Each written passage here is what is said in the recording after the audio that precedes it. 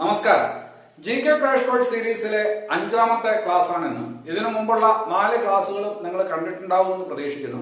കണ്ടിട്ടില്ലെങ്കിൽ അതുകൂടി കാണണമെന്ന് താല്പര്യപ്പെടുന്നു. അത് നിങ്ങൾക്ക് വിലപ്പെട്ട മാർക്കുകൾ നൽകിയേക്കാം.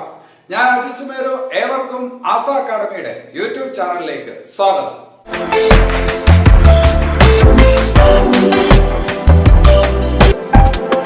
G K crash class 5. അപ്പൊ ആദ്യ ചോദ്യത്തിൽ ഇതാണ്: ഇന്ത്യയിൽ ഇരുമ്പുരുക്ക് വ്യവസായത്തിന് തുടക്കം കുറിച്ച് 1870 സ്ഥാപിക്കപ്പെട്ട ആദ്യ വൻകിട ഫാക്ടറി എവിടെയാണ്? ഇന്ത്യയില് ഇരുമ്പുരുക്ക് വ്യവസായത്തിന് തുടക്കം കുറിച്ച്, നമ്മളെ ഇരുമ്പുരുക്ക് വ്യവസായവുമായി ബന്ധപ്പെട്ടാണ് ഇന്ന് ആദ്യം കുറച്ച് കാര്യങ്ങൾ സംസാരിക്കുന്നത്. ഇന്ത്യയിൽ ഇരുമ്പുരുക്ക് വ്യവസായത്തിന് തുടക്കം കുറിച്ച് 1870 സ്ഥാപിക്കപ്പെട്ട ആദ്യ വൻകിട ഫാക്ടറി എവിടെയാണ്? അപ്പൊ അതില് ആദ്യ വൻകിട ഫാക്ടറി എന്ന് പറയുന്നതിന്റെ പിന്നിലുള്ള കാരണം എന്താണെന്ന് ചോദിച്ചാല്, ഈ പറഞ്ഞ ലോകത്ത് ആദ്യമായിട്ട് ചെമ്പ് ഉപയോഗിച്ച നാഗരികർ ഈ പറഞ്ഞ സിന്ധു നിവാസികളാണ്. ചെമ്പിന്റെ ഇരുമ്പിന്റെയൊക്കെ ഉപയോഗമൊക്കെ നമുക്ക് വളരെ നേരത്തെ അറിയാം.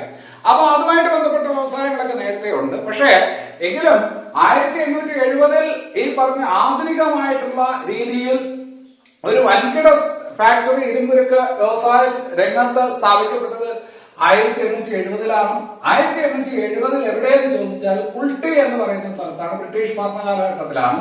കുൾട്ടി എന്ന് പറയുന്ന സ്ഥലത്ത് ബ്രിട്ടീഷുകാർക്ക് വലിയ ബ്ലാസ്റ്റ് ഫർണസ്, ഇരുമ്പിന്റെ നിർമ്മാണത്തിന് വേണ്ട ഈ പറഞ്ഞ ഒരു സംവിധാനമാണ് ഇത്, ബ്ലാസ്റ്റ് ഫർണസ്. അപ്പൊ ആ ബ്ലാസ്റ്റ് ഫർണസ് 1870 കുൾട്ടിയിൽ സ്ഥാപിച്ചു. കുൾട്ടി എവിടെയെന്ന് ചോദിക്കും. കുൾട്ടി എവിടെയെന്ന് ചോദിച്ചാൽ ഇന്നത്തെ ബംഗാളിലാണ്. അപ്പൊ 1870 ഇന്ത്യയിൽ ഇരുമ്പുരുക്ക് വ്യവസായത്തിന് തുടക്കം കുറിച്ചുകൊണ്ട് ആദ്യത്തെ വൻകിട ഫാക്ടറി സ്ഥാപിക്കപ്പെട്ടത് കുൾട്ടിയിലാണ്. അത് എവിടെയെന്ന് ചോദിച്ചാൽ എവിടെയാണ്? ബംഗാളിലാണ്. അതാണ് ആദ്യത്തെ ചോദ്യം. രണ്ടാമത്തെ ചോദ്യത്തിൽ അപ്പൊ ഇതിന്റെ ഉത്തരം ഏതാണ്? കുൾട്ടിയാണ്. ഇതിന്റെ ഉത്തരം കുൾട്ടി. ഇന്ന് ഇന്ത്യയിൽ നിലവിലുള്ള ഏറ്റവും പഴക്കമുള്ള ഇരുമ്പുരുക്ക് വ്യവസായശാല ഏതാണ്? ഇന്ന് ഇന്ത്യയിൽ നിലവിലുള്ള ഏറ്റവും പഴക്കമുള്ള ഇരുമ്പുരുക്ക് വ്യവസായശാല ഏത്? Tata iron and steel company limited, Visvesvaraya steel India limited, Kulti, Bokaro. സ്വാഭാവികമായിട്ടും കുൾട്ടി എന്ന് പറയേണ്ടി വരും. കാരണം ആദ്യത്തെ ഏതാണ്? കുൾട്ടി അല്ലേ. അപ്പൊ കുൾട്ടി എന്ന് പറയാനാണ് സാധ്യത കൂടുതൽ അല്ലെ. പക്ഷെ കുൾട്ടി എന്ന് പറയുന്ന ആ പറഞ്ഞ വ്യവസായശാല പിന്നീട് പലതുമായിട്ടൊക്കെ ലയിച്ചു മാറി. അപ്പൊ കുൾട്ടി അതേ രീതിയിൽ ഇന്നില്ല. അതുകൊണ്ട് ഇന്ത്യയിൽ ഇന്നുള്ളതിൽ ഏറ്റവും പഴക്കമുള്ള ഈ പറഞ്ഞ ഇരുമ്പുരുക്ക് വ്യവസായശാല 1907 സ്ഥാപിക്കപ്പെട്ടതാണ്.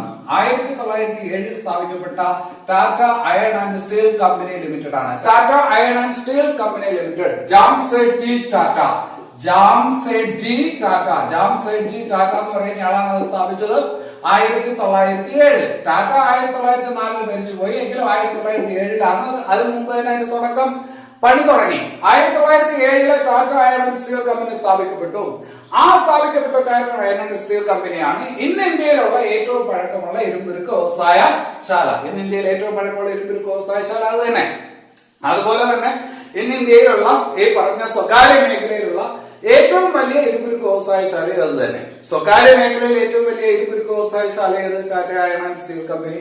പിന്നെ അത് കഴിഞ്ഞിട്ട് ഈ പറഞ്ഞ ഇന്ന് നിലവിലുള്ളതിൽ ഏറ്റവും പഴക്കമുള്ള ഇരുമ്പുരുക്ക് വ്യവസായശാല ഏത്? Tata iron and steel company. എവിടെ സ്ഥാപിക്കപ്പെട്ടു? ജാംഷഡ്പൂർ. എവിടെ സ്ഥാപിക്കപ്പെട്ടു? ജാംഷഡ്പൂർ എന്ന് പറയുന്ന സ്ഥലം ജാർഖണ്ഡ് എന്ന് പറയുന്ന സ്ഥലത്താണ്. എവിടെയാണ്? ജാർഖണ്ഡ് എന്ന് പറയുന്ന സ്ഥലത്താണ്. ഇന്ത്യയുടെ മിനറൽ സംസ്ഥാനമാണ് ജാർഖണ്ഡ് എന്ന് പറയും അല്ലെ. അപ്പൊ ജാംഷഡ്പൂരിൽ വെറുതെ അല്ല സ്ഥാപിച്ചത്. ഇന്ത്യയുടെ മിനറൽ സംസ്ഥാനമാണ് ജാർഖണ്ഡ് എന്ന് പറയും. പണ്ട് ബീഹാറിന്റെ ഭാഗമായിരുന്നു, ഇപ്പോൾ പുതിയ സംസ്ഥാനമായി ജാംഷഡ്പൂർ. അപ്പൊ ജാംസെഡ്ജി ടാറ്റ, ഈ ജാംസെഡ്ജി ടാറ്റയോടുള്ള ബഹുമാനാർത്ഥമാണ് ഈ സ്ഥലത്തിന് ജാംഷഡ്പൂർ എന്നുള്ള പേര് കൊടുത്തത്. ഈ ജാംസെഡ്ജി എന്നുള്ള വാക്കിൽ നിന്നുണ്ടായ പേരാണ് ജാംഷഡ്പൂർ. അപ്പൊ ജാംഷഡ്പൂർ ഈ പറഞ്ഞ ആ സ്ഥലത്ത് ടാറ്റ സ്ഥാപിച്ചു. ജാംസെഡ്ജി ടാറ്റ 1907 സ്ഥാപിച്ച ടാറ്റ അയൺ ആൻഡ് സ്റ്റീൽ കമ്പനിയാണ് ഇന്ന് ഇന്ത്യയിലുള്ള ഈ പറഞ്ഞ ഏറ്റവും വലിയ ഈ പറഞ്ഞ സ്വകാര്യ മേഖലയിലെ ഈ പറഞ്ഞ സ്റ്റീൽ കമ്പനിയും അതുപോലെ തന്നെ ഈ പറഞ്ഞ ഏറ്റവും പഴക്കമുള്ള ഇന്ന് ഇന്ത്യയിലുള്ള ഏറ്റവും പഴക്കമുള്ള സ്റ്റീൽ കമ്പനി ഏത് തന്നെ? ഈ പറഞ്ഞ ടാറ്റ അയൺ ആൻഡ് സ്റ്റീൽ കമ്പനിയാണ്. അതായത് മൂന്നാമത്തെ ചോദ്യത്തിലോട്ട്, താഴെ പറയുന്നവയിൽ രണ്ടാം പഞ്ചവത്സര പദ്ധതി കാലത്ത് സ്ഥാപിക്കപ്പെട്ട ഇരുമ്പുരുക്ക് ശാല. രണ്ടാം പഞ്ചവത്സര പദ്ധതി അല്ലെ. അപ്പൊ ഇന്ത്യയിലെ പഞ്ചവത്സര പദ്ധതികളെ കുറിച്ച് നമ്മൾ പഠിക്കും. വ്യക്തമായിട്ട് നമുക്ക് പിന്നീട് പഠിക്കാം. ഇപ്പൊ എന്തായാലും ഇന്ത്യയിലെ പഞ്ചവത്സര പദ്ധതികൾക്ക് തുടക്കം കുറിക്കുന്നത് 1951 അല്ലെ. 1951-56 ഇന്ത്യയിലെ ഒന്നാം പഞ്ചവത്സര പദ്ധതി, ഫസ്റ്റ് 5 ഇയർ പ്ലാൻ, ഒന്നാം പഞ്ചവത്സര പദ്ധതി. ഒന്നാം പഞ്ചവത്സര പദ്ധതി കൃഷിക്കാണ് പ്രാധാന്യം കൊടുത്തതെന്ന് നിങ്ങൾക്ക് അറിയാം. ഒന്നാം പഞ്ചവത്സര പദ്ധതി കൊണ്ട് ഉദ്ദേശിച്ചത് എന്താണ്? കൃഷിയിലെ സ്വയം പര്യാപ്തതയാണ് ഒന്നാം പഞ്ചവത്സര പദ്ധതി ഉദ്ദേശിച്ചത്. നമ്മുടെ ഇവിടുത്തെ വിഷയമല്ലാതെ. അതേസമയം രണ്ടാം പഞ്ചവത്സര പദ്ധതി 1956-61. അപ്പം കൃഷിയായി കഴിഞ്ഞാൽ അടുത്തത് വേണ്ട എന്താണ്? വ്യവസായങ്ങൾക്ക് പ്രാധാന്യം കൊടുത്ത പഞ്ചവത്സര പദ്ധതിയാണ് രണ്ടാമത്തെ പഞ്ചവത്സര പദ്ധതി കാലം. അപ്പൊ രണ്ടാമത്തെ പഞ്ചവത്സര പദ്ധതി കാലത്ത് എന്തിനു പ്രാധാന്യം കൊടുത്തു? വ്യവസായത്തിന് പ്രാധാന്യം കൊടുത്തു. അങ്ങനെ വ്യവസായത്തിന് പ്രാധാന്യം കൊടുത്തപ്പോ ഒന്ന്, ആദ്യം പഞ്ചവത്സര പദ്ധതി കൃഷിക്ക് പ്രാധാന്യം കൊടുത്തു. ആ സമയത്ത് അണക്കെട്ടുകളൊക്കെ നിർമ്മിച്ചു, അല്ലെ? അണക്കെട്ടുകളൊക്കെ നിർമ്മിക്കപ്പെടുന്നതാണ്. കൃഷിയുമായി ബന്ധപ്പെട്ട് ജലസേചന പദ്ധതികളും അണക്കെട്ടുകളും ഒക്കെ നിർമ്മിച്ചത് ആ പറഞ്ഞ ഒന്നാം പഞ്ചവത്സര പദ്ധതി കാലത്താണ്. ഈ പറഞ്ഞ ആധുനിക ഇന്ത്യയുടെ ക്ഷേത്രങ്ങളാണ് അണക്കെട്ടുകൾ എന്ന് നെഹ്റു പറഞ്ഞ കാലഘട്ടം അതാണ്. ആധുനിക ഇന്ത്യയുടെ ക്ഷേത്രങ്ങളാണ് എന്ന് ഈ പറഞ്ഞ നെഹ്റു വിശേഷിപ്പിച്ചത് എന്തിനേയും ചോദിച്ച അണക്കെട്ടിനെയാണ്. അത് ഈ പറഞ്ഞ ഒന്നാം പഞ്ചവത്സര പദ്ധതി കാലമാണ്. ഇനി രണ്ടാം പഞ്ചവത്സര പദ്ധതി കാലത്ത് ഈ പറഞ്ഞ വ്യവസായത്തിന് പ്രാധാന്യം കൊടുത്ത പഞ്ചവത്സര പദ്ധതി കാലമാണ് രണ്ടാം പഞ്ചവത്സര പദ്ധതി കാലം. ആ രണ്ടാം പഞ്ചവത്സര പദ്ധതി കാലത്ത് ഒരുപാട് ഈ പറഞ്ഞ ഇരുമ്പുരുക്ക് ശാലകൾ ഇന്ത്യയിൽ സ്ഥാപിക്കപ്പെട്ടു. അതിൽ ഒരെണ്ണം ഈ പറഞ്ഞ ഫിലായ് ആണ്. അതിലൊരെണ്ണം ഏതാണ്? ഫിലായ് ഇരുമ്പുരുക്ക് നിർമ്മാണശാല, ഫിലായ്. പിന്നെ പറഞ്ഞ ഏതാണ്? റൂർക്കേല എന്ന് പറയുന്ന ഇരുമ്പുരുക്ക് ശാല. അപ്പൊ ഫിലായ് സ്ഥാപിക്കപ്പെട്ടു, റൂർക്കേല സ്ഥാപിക്കപ്പെട്ടു. പിന്നെ വേറെ ദുർഗാപൂർ. അപ്പൊ ഫിലായ്, റൂർക്കേല, ദുർഗാപൂർ ഈ പറഞ്ഞ സ്റ്റീൽ പ്ലാന്റുകൾ നിർമ്മിക്കപ്പെട്ടത് ഏത് പഞ്ചവത്സര പദ്ധതി കാലത്തെന്ന് ചോദിച്ചാൽ രണ്ടാം പഞ്ചവത്സര പദ്ധതി കാലത്താണ്. പരീക്ഷയ്ക്ക് ചോദിക്കാൻ കൊള്ളാവുന്ന ഒരു ചോദ്യമാണ്. ഇതിന്റെ കൂടെ കേൾക്കുന്ന വേറൊരു പേരാണ് Bokaro steel plant. Bokaro steel plant എന്ന് പറഞ്ഞ സ്റ്റീൽ പ്ലാന്റ് ഉണ്ട്. ബൊക്കാറോ സ്റ്റീൽ പ്ലാന്റ് സ്ഥാപിക്കപ്പെട്ടത് 1964 1964 മൂന്നാം പഞ്ചവത്സര പദ്ധതി കാലത്താണ്. അപ്പൊ അത് പ്രത്യേകം പഠിക്കണം. അപ്പൊ ആ ഫിലായ്, പിന്നെ അത് കഴിഞ്ഞിട്ട് ദുർഗാപൂർ, പിന്നെ അത് കഴിഞ്ഞിട്ട് റൂർക്കേല കേട്ടിട്ടുണ്ടാവുമല്ലോ. ഫിലായ്, റൂർക്കേല, ദുർഗാപൂർ പോലുള്ള സ്റ്റീൽ പ്ലാന്റുകൾ നിർമ്മിക്കപ്പെട്ടത് രണ്ടാം പഞ്ചവത്സര പദ്ധതി കാലത്താണ്. മൂന്നാം പഞ്ചവത്സര പദ്ധതി കാലത്ത് സ്ഥാപിക്കപ്പെട്ട സ്റ്റീൽ പ്ലാന്റ് ആണ് ഏത്? Bokaro steel plant. അപ്പം ഒന്നുകിൽ ഇങ്ങനെ ചോദിക്കും, താഴെ പറയുന്ന രണ്ടാം പഞ്ചവത്സര പദ്ധതി കാലത്ത് സ്ഥാപിക്കപ്പെട്ട ഇരുമ്പുരുക്ക് ശാല അത് ഒന്നല്ല, മൂന്നെണ്ണം ഉണ്ട്. ഫിലായ്, റൂർക്കേല, ദുർഗാപൂർ. അപ്പൊ ഇതിന്റെ ഉത്തരം എന്താണ്? ഇവയെല്ലാം. പക്ഷെ കുറച്ചുകൂടി നല്ല രീതിയിലുള്ള ചോദ്യം ഏതാണ്? ഇതല്ലേ, ബൊക്കാറോ അല്ലേ? മൂന്നാം പഞ്ചവത്സര പദ്ധതി കാലത്ത് സ്ഥാപിക്കപ്പെട്ട ഇരുമ്പുരുക്ക് ശാല എന്ന് പറഞ്ഞിട്ട് ഫിലായ്, റൂർക്കേല, ദുർഗാപൂർ, ബൊക്കാറോ എന്ന് കൊടുക്കാം. ഇവയെല്ലാം വേണ്ട, ബൊക്കാറോ എന്ന് കൊടുക്കാം. അപ്പൊ അവിടെ ഏത് ഉത്തരവാവും? ബൊക്കാറോ ഉത്തരവാവും. അപ്പൊ ഈ പറഞ്ഞ കാര്യങ്ങൾ മനസ്സിലായല്ലോ. അപ്പൊ ഇത്രയും കാര്യങ്ങൾ ഈ പറഞ്ഞ അതിനകത്ത് വ്യക്തമാണ് എന്ന് ഞാൻ വിചാരിക്കുന്നു. ഇനി അത് കഴിഞ്ഞിട്ട് അടുത്തത് നമുക്ക് ഫിലായ് എന്ന് പറയുന്ന സ്റ്റീൽ പ്ലാന്റിനെ കുറിച്ച് ചിന്തിക്കാം. ഫിലായ് സ്റ്റീൽ പ്ലാന്റ് എവിടെയാണ്? ഫിലായ് സ്റ്റീൽ പ്ലാന്റ് ഛത്തീസ്ഗഡിലാണ്. ഫിലായ് സ്റ്റീൽ പ്ലാന്റ് എവിടെയാണ്? ഛത്തീസ്ഗഡ് എന്ന് പറയുന്ന സംസ്ഥാനത്തിലാണ് ഫിലായ് സ്റ്റീൽ പ്ലാന്റ്. ഛത്തീസ്ഗഡിലാണ് ഫിലായ്, അല്ലെ? ഈ ഫിലായ് സ്റ്റീൽ പ്ലാന്റ് പണിയാൻ സഹായം നൽകിയ ഒരു രാജ്യമുണ്ട്. ആ രാജ്യം എന്ന് പറയുന്നത് USSR. അപ്പൊ ഈ പറഞ്ഞ ഫിലായ് സ്റ്റീൽ പ്ലാന്റ് നിർമ്മാണത്തിന് സഹായം നൽകിയ വിദേശ രാജ്യം ഏതാണ്? USSR ആണ്. അപ്പൊ ഫിലായ് സ്റ്റീൽ പ്ലാന്റ് നിർമ്മാണത്തിന് സഹായം നൽകിയ വിദേശ രാജ്യമാണ് ഈ പറഞ്ഞ USSR. ഫിലായ് എവിടെയാണ്? ഛത്തീസ്ഗഡിലാണ്. ഒരു കാര്യം കൂടി ഫിലായുടെ കാര്യത്തിൽ പറയാം. ഇന്ത്യയിലെ ഏറ്റവും വലിയ പൊതുമേഖലയിലെ സ്റ്റീൽ പ്ലാന്റ് ആണ്. സ്വകാര്യ മേഖലയിൽ നമ്മൾ പറഞ്ഞു അത് ടാറ്റ എയർലൈൻസ് സ്റ്റീൽ കമ്പനിയാണ്. പൊതുമേഖലയിലെ ഏറ്റവും വലിയ സ്റ്റീൽ ഈ പറഞ്ഞ കമ്പനി ഏതെന്ന് ചോദിച്ചാൽ ഏതാണ്? ഫിലായ് സ്റ്റീൽ കമ്പനിയാണ്. പൊതുമേഖലയിലെ ഏറ്റവും വലിയ steel company Bhilai steel company. എവിടെയാണ്? ഛത്തീസ്ഗഡിലാണ്. ഏത് രാജ്യത്തിന്റെ സഹായത്തോടെ പണിതു? USSRന്റെ സഹായത്തോടെ പണിതു. USSRന്റെ തന്നെ സഹായത്തോടെ വേറൊരു സ്റ്റീൽ കമ്പനി കൂടെ പണിതു. അതാണ് ഈ പറഞ്ഞ ബൊക്കാറോ. ഏതാണ്? ബൊക്കാറോ. 1964 അല്ലെ? ഈ പറഞ്ഞ കാലഘട്ടത്തിനനുസരിച്ചല്ല എഴുതുന്നത്, പഠിക്കാനുള്ള എളുപ്പത്തിനനുസരിച്ചാണ്. ബൊക്കാറോ സ്റ്റീൽ പ്ലാന്റ് എവിടെയാണ്? ജാർഖണ്ഡിലാണ്. ബൊക്കാറോ സ്റ്റീൽ പ്ലാന്റ് എവിടെയാണെന്ന് ചോദിച്ചാൽ ജാർഖണ്ഡിലാണ്. അപ്പം ജാർഖണ്ഡിലെ ഈ പറഞ്ഞ സ്റ്റീൽ പ്ലാന്റ് ബൊക്കാറോ ഏത് രാജ്യത്തിന്റെ സഹായത്തോടെ? USSRന്റെ സഹായത്തോടെ. അപ്പൊ ബൊക്കാറോ സ്റ്റീൽ പ്ലാന്റ് USSRന്റെ സഹായത്തോടെ. പിന്നെ അത് കഴിഞ്ഞിട്ട് വേറൊന്ന് വരുന്നത് ഈ പറഞ്ഞ ദുർഗാപൂർ സ്റ്റീൽ പ്ലാന്റ് ആണ്. ദുർഗാപൂർ എവിടെയെന്ന് ചോദിച്ചാൽ അല്ലെ? ദുർഗാപൂർ പശ്ചിമ ബംഗാൾ അല്ലെ? ദുർഗാന കേൾക്കുമ്പോ ബംഗാൾ ഓർമ്മ വരും. ദുർഗാപൂർ സ്റ്റീൽ പ്ലാന്റ് എവിടെ? പശ്ചിമ ബംഗാളിലാണ്. ദുർഗാപൂർ സ്റ്റീൽ പ്ലാന്റിന് സഹായം നൽകിയ രാജ്യം ഏതെന്ന് ചോദിച്ചാൽ ബ്രിട്ടൻ, അല്ലെ? ദുർഗാപൂർ സ്റ്റീൽ പ്ലാന്റിന് സഹായം നൽകിയ രാജ്യം ഏതാണ്? ബ്രിട്ടൻ ആണ്. ഇനി അത് കഴിഞ്ഞിട്ട് റൂർക്കേല അല്ലെ? റൂർക്കേല ഒറീസ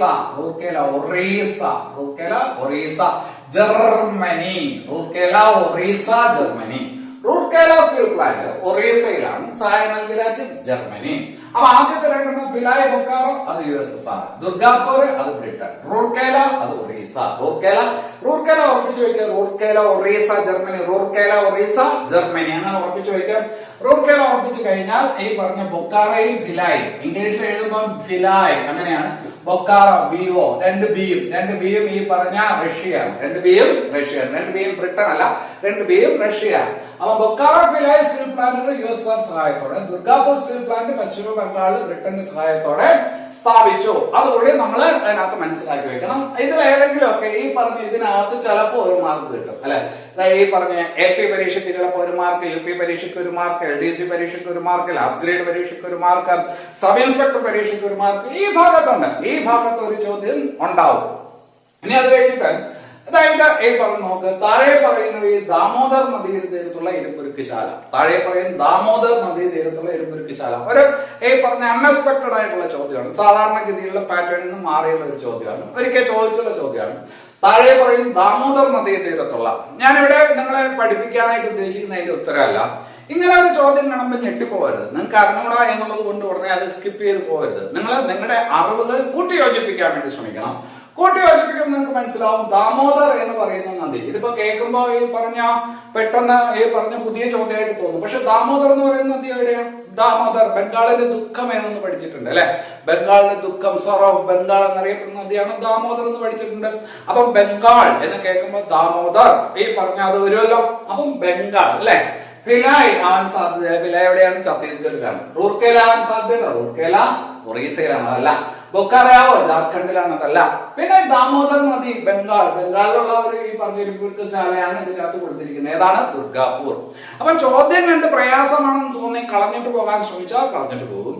പക്ഷെ ചോദ്യം എന്താണെന്ന് മനസ്സിലാക്കി ഉത്തരങ്ങള് ഈ പറഞ്ഞ ചോദ്യമായിട്ട് ബന്ധിപ്പിക്കാൻ ശ്രമിക്കുമ്പോൾ ഏതെങ്കിലും തരത്തിലുള്ള ഒരു കണക്ഷൻ കിട്ടും.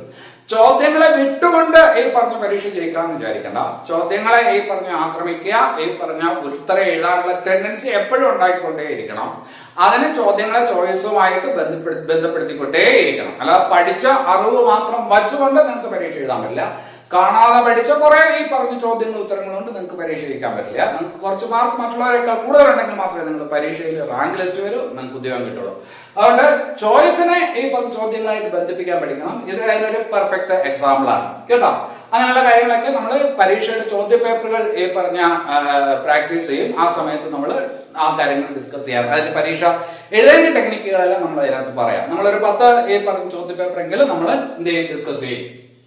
ഇനി അത് കഴിഞ്ഞിട്ട് ദക്ഷിണ ഇന്ത്യയിലെ ആദ്യ ഇരുമ്പുരുക്ക് വ്യവസായശാല എവിടെയാണ്?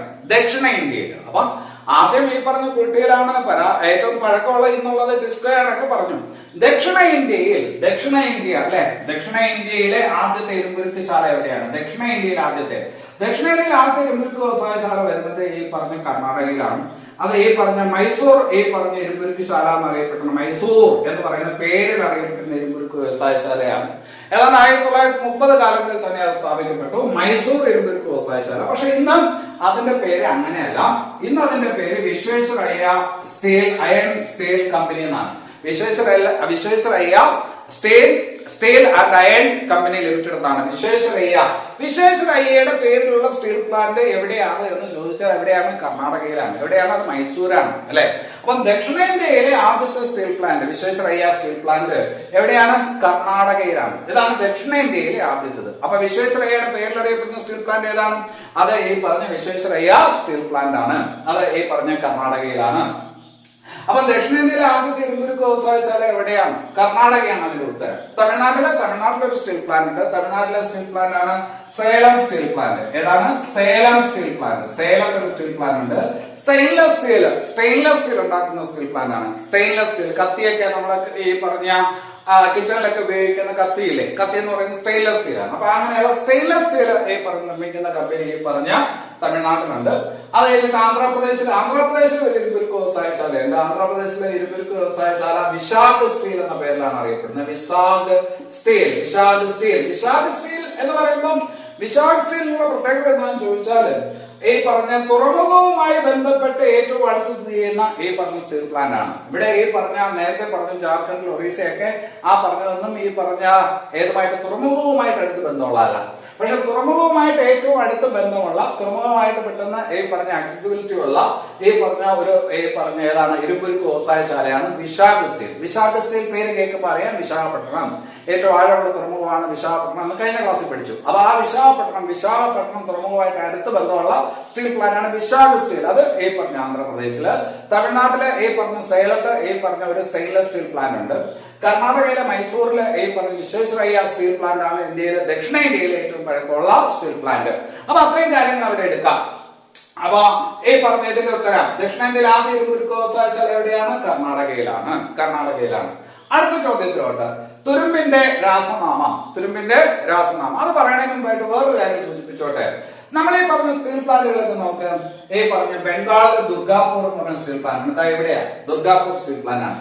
ജാർഖണ്ഡിലെ ബൊക്കാറ എന്ന് പറയുന്ന സ്റ്റീൽ പ്ലാന്റ് ഉണ്ട്, എവിടെയാണ്? പിന്നെ അത് കഴിഞ്ഞിട്ട് ഈ പറഞ്ഞ ഒറീസയിൽ റൂർക്കേല എന്ന് പറയുന്ന സ്റ്റീൽ പ്ലാന്റ് ഉണ്ട്, അല്ലെ? ഒറീസയിൽ. ഛത്തീസ്ഗഡിലെ ഫിലായ എന്ന് പറയുന്ന സ്റ്റീൽ പ്ലാന്റ് ഉണ്ട്. അതിന് പുറമെ ജാംഷഡ്പൂർ സ്റ്റീൽ പ്ലാന്റ് തുടങ്ങി, എവിടെയാണ്? അപ്പൊ നമുക്ക് ഈ സ്റ്റീൽ പ്ലാന്റുകളെല്ലാം ഈ പറഞ്ഞ കേന്ദ്രീകരിക്കപ്പെട്ടിരിക്കുന്നത് ഇന്ത്യയുടെ ഒരു ഭാഗത്താണ്. ഇതൊരു ഭാഗത്താണ്. ഈ ഭാഗം ഈ പറഞ്ഞ ധാതു ലവണങ്ങൾ കൊണ്ട്, മിനറൽസ് കൊണ്ട് വളരെ സമ്പന്നമായിട്ടുള്ള പ്രദേശമാണ്.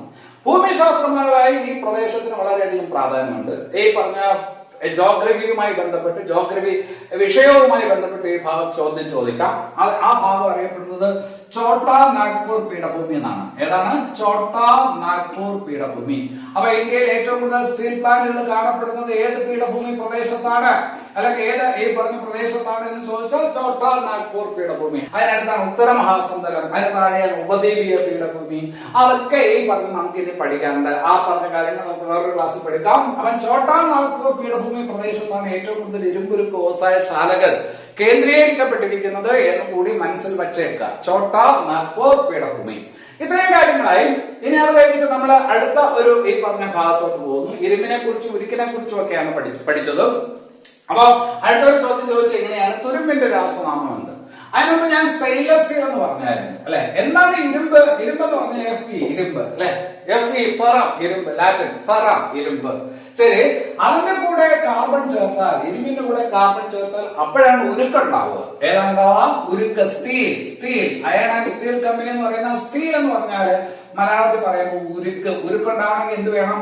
ഇരുമ്പിന്റെ കൂടെ കാർബൺ ചേർക്കണം. ഇരുമ്പിന്റെ കൂടെ നിശ്ചിത അളവിൽ കാർബൺ ചേർത്ത് നമുക്ക് ഉരുക്കുണ്ടാക്കാം. നമ്മുടെ ആവശ്യത്തിന് പറ്റുന്ന വിധത്തിൽ മീഡിയം സ്റ്റീലോ, ഹൈ കാർബൺ സ്റ്റീലോ, മൈൽഡ് സ്റ്റീലോ, അങ്ങനെ സ്റ്റീൽ ഉണ്ടാക്കി എടുക്കാം. അപ്പൊ ഇരുമ്പിനോട് എന്ത് ചേർത്താലാണ് ഉരുക്കാവുക? കാർബൺ ചേർത്താലാണ് ഉരുക്കാവുക. ഇനി അത് കഴിഞ്ഞിട്ട് എന്താണ് സ്റ്റെയിൻലെസ് സ്റ്റീൽ? ഇതുപോലെ വയ്ക്കുക. ഇരുമ്പ്, കാർബൺ, അതിന്റെ കൂടെ നിക്കൽ ചേർക്കുക, ക്രോമിയം ചേർക്കുക, നിക്കൽ ചേർക്കുക, പിന്നെ അത് കഴിഞ്ഞിട്ട് എന്ത് ചേർക്കുക? ക്രോമിയം ചേർക്കുക, മാംഗനീസ് ചേർക്കുക. ഇരുമ്പ്, കാർബൺ, നിക്കൽ, ക്രോമിയം, മാംഗനീസ്, ഇത് മാത്രമേ ഇപ്പൊ ചേർക്കാം. Nickel, chromium, manganese. അപ്പൊ അയണും കാർബണും ചേർന്നാല് ഈ പറഞ്ഞ സ്റ്റീലായി. അയണിന്റെ കാർബണിന്റെ കൂടെ നിക്കൽ, ക്രോമിയം, മാംഗനീസ് കൂടെ ചേർത്താൽ എന്തായി? സ്റ്റെയിൻലെസ് സ്റ്റീലായി. Stainless steel. അപ്പൊ പരീക്ഷയ്ക്ക് ചോദിക്കും സ്റ്റെയിൻലെസ് സ്റ്റീലിലെ ഘടകമൂലകമല്ലാത്തത്, ഘടകമൂലകം ഏത്, ഘടകമൂലകമല്ലാത്തത് എന്ന് ചോദിച്ചാല് ലോഹസങ്കരങ്ങൾ എന്ന് പറയുന്ന ഭാഗത്ത് വെച്ച് ഒരു ചോദ്യമാണ് stainless steel. Iron, carbon, nickel, chromium, manganese, ഇത്രയും ചേരും. ഇനി അത് കഴിഞ്ഞിട്ട് വേറൊരു ചോദ്യത്തിലോട്ട് വന്നാൽ നമ്മൾ ഈ പറഞ്ഞ ഇരുമ്പുരുക്ക് വ്യവസായങ്ങളെ കുറിച്ചാണ് പറഞ്ഞത്. ആ ഭാഗമായിട്ട് ബന്ധപ്പെട്ട് പഠിക്കാവുന്നതാണ്. എന്താണ് തുരുമ്പിന്റെ രാസനാമം? ബേസിക്കലി എന്താണ് ഈ പറഞ്ഞ റസ്റ്റ് എന്ന് പറഞ്ഞ തുരുമ്പ്. തുരുമ്പ് ഇംഗ്ലീഷില് റസ്റ്റ് എന്ന് പറഞ്ഞാൽ ആ വാക്ക് ഉദ്ദേശിക്കുന്നത് തുരുമ്പെന്നാണ്.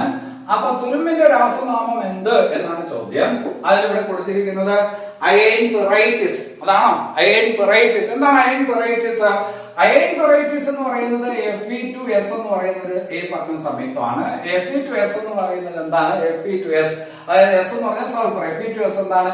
അതാണ് ശരിക്കും അയൺ പെറൈറ്റിസ് എന്നറിയപ്പെടുന്ന സാധനം. അയൺ പെറൈറ്റിസ് അല്ലെങ്കിൽ പൈറൈറ്റിസ് എന്നറിയപ്പെടുന്ന സാധനം. അയൺ പെറൈറ്റിസ് നിങ്ങളൊരു ഈ പറഞ്ഞ ഇരട്ടപ്പേരെ കുറിച്ച് പഠിച്ചിട്ടുണ്ട്.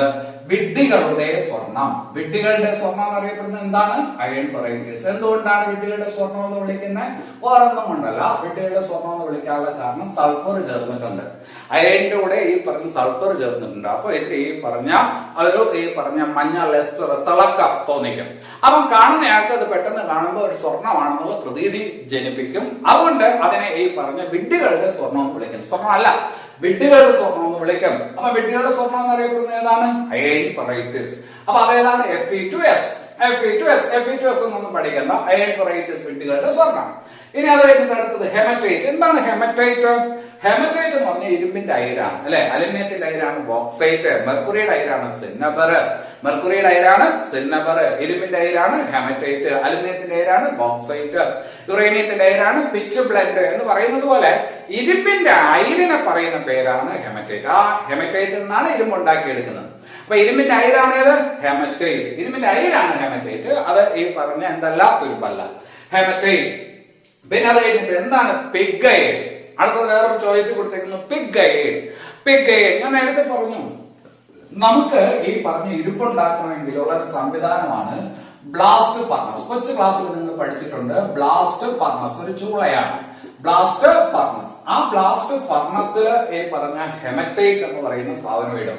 ഏതിടും? ഹെമറ്റൈറ്റ്. ഇരുമ്പിന്റെ അയിരിടും. ഹെമറ്റൈറ്റ് ചുട്ട് കൊള്ളുന്ന ഈ പറഞ്ഞ തിളച്ചു മറിയുന്ന ഈ പറഞ്ഞ ബ്ലാസ്റ്റ് ഫർണസിനകത്തോട്ട്, ചൂട് കയറ്റി കൊടുക്കുന്ന ബ്ലാസ്റ്റ് ഫർണസിനകത്തോട്ട് ഏതിടും? ഹെമറ്റൈറ്റ് ഇടും. ഹെമറ്റൈറ്റ് ഇട്ടിട്ട് ഹെമറ്റൈറ്റിന്റെ കൂടെ ഈ അല്പം കാൽസ്യം കാർബണേറ്റ് കൂടി ചേർക്കും. കാൽസ്യം കാർബണേറ്റ് എന്ന് പറഞ്ഞാൽ ഇങ്ങനെയൊക്കെ ചുണ്ണാമ്പ് കല്ല്. ഏതാണ്? ചുണ്ണാമ്പ് കല്ല്. അപ്പൊ ഹെമറ്റൈറ്റിന്റെ കൂടെ ഏത് ചേർക്കും? ചുണ്ണാമ്പ് കല്ല് ചേർക്കും. എന്തിനാണ് ചുണ്ണാമ്പ് കല്ല് ചേർക്കുന്നത്?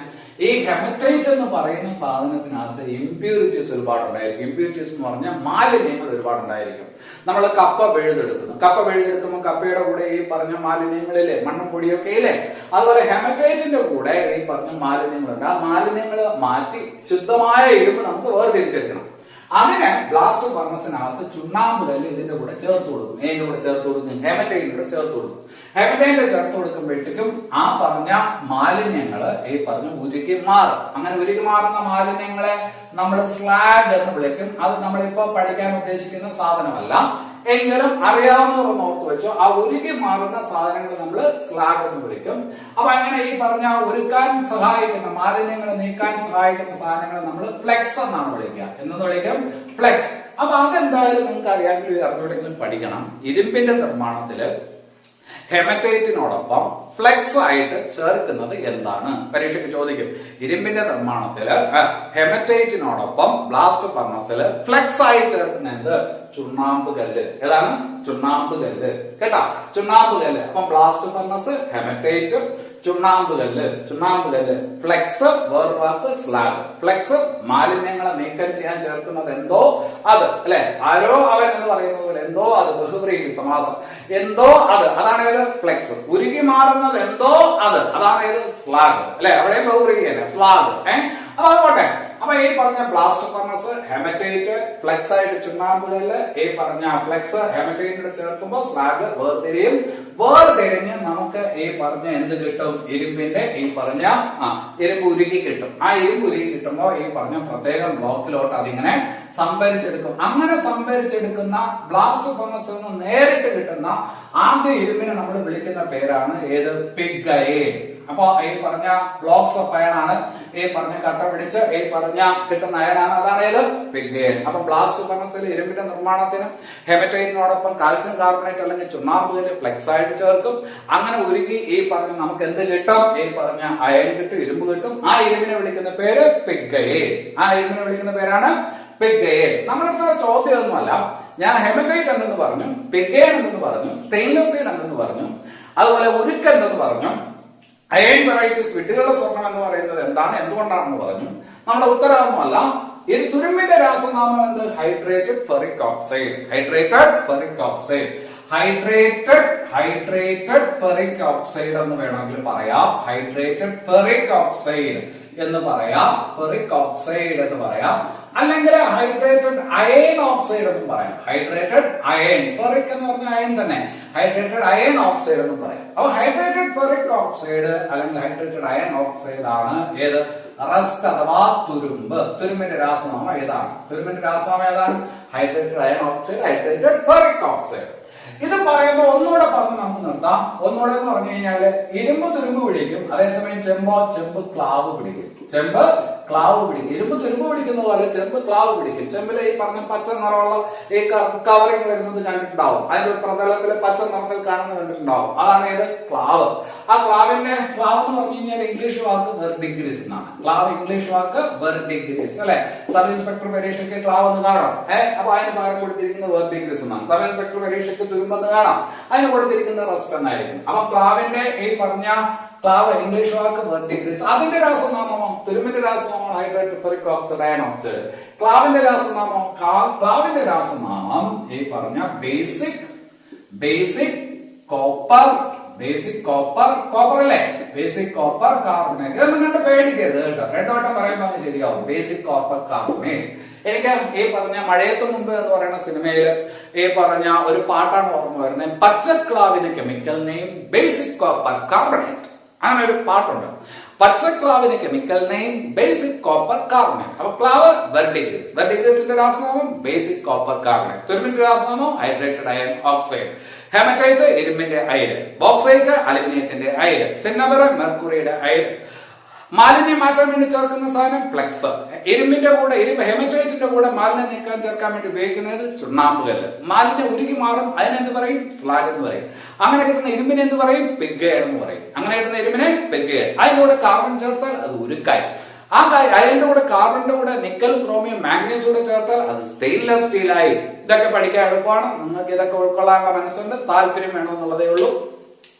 ഇന്നത്തെ ക്ലാസ്സിൽ ഇത്രയും കാര്യങ്ങളാണ് പറയാൻ ഉദ്ദേശിച്ചത്. തീർച്ചയായിട്ടും നിങ്ങളുടെ ഒരു മാർക്കിന്റെ ഈ പറഞ്ഞ ഭാഗം ഇവിടെ കവർ ചെയ്യപ്പെട്ടിട്ടുണ്ട്. എന്തായാലും ഒന്ന് പഠിച്ചതിനകത്ത് ഒരു മാർക്കുണ്ട്. എങ്ങനെ ചോദിക്കും എന്നുള്ളത് പറയാൻ ഈ പറഞ്ഞ ജ്യോതിഷിയല്ല, പക്ഷെ ഈ പറഞ്ഞ ഇതിനകത്ത് ഒരു മാർക്കിന്റെ ഉത്തരം നിങ്ങൾക്കുണ്ട്. അത് വിലപ്പെട്ട ഒരു മാർക്കായിട്ട് മാറട്ടെ എന്ന് ആഗ്രഹിക്കുന്നു. നിങ്ങൾക്ക് ക്ലാസ് ഇഷ്ടപ്പെട്ടുണ്ടെങ്കിൽ ദയവേത് ഈ പറഞ്ഞ ചാനൽ സബ്സ്ക്രൈബ് ചെയ്യുക, ഷെയർ ചെയ്യുക, ലൈക്ക് ചെയ്യുക. നിങ്ങളുടെ ഈ പറഞ്ഞ കമന്റ് ബോക്സിൽ രേഖപ്പെടുത്തുക. ആ കമന്റുകൾ ഞങ്ങൾക്ക് വളരെ ഈ പറഞ്ഞ പ്രോത്സാഹനമാണ്. നിങ്ങളെ പ്രോത്സാഹിപ്പിക്കുന്നത് നിങ്ങൾ ഞങ്ങളെ പ്രോത്സാഹിപ്പിക്കണമെങ്കിൽ മാക്സിമം ഔട്ട്പുട്ട് ഈ പറഞ്ഞ് നിങ്ങൾക്ക് തരാനായിട്ട് പറ്റുള്ളൂ. അപ്പൊ അത് നിങ്ങൾക്ക് വേണ്ടി കൂടിയാണ്. നന്നായിട്ട് ഈ പറഞ്ഞ സജഷൻസ് പറയുക, കമന്റ് രേഖപ്പെടുത്തുക. നിങ്ങളുടെ ഉള്ളിലിരിപ്പ് ഞങ്ങളിവിടെ അറിയട്ടെ. എല്ലാവർക്കും നല്ലത് വരട്ടെ. നന്ദി, നമസ്കാരം.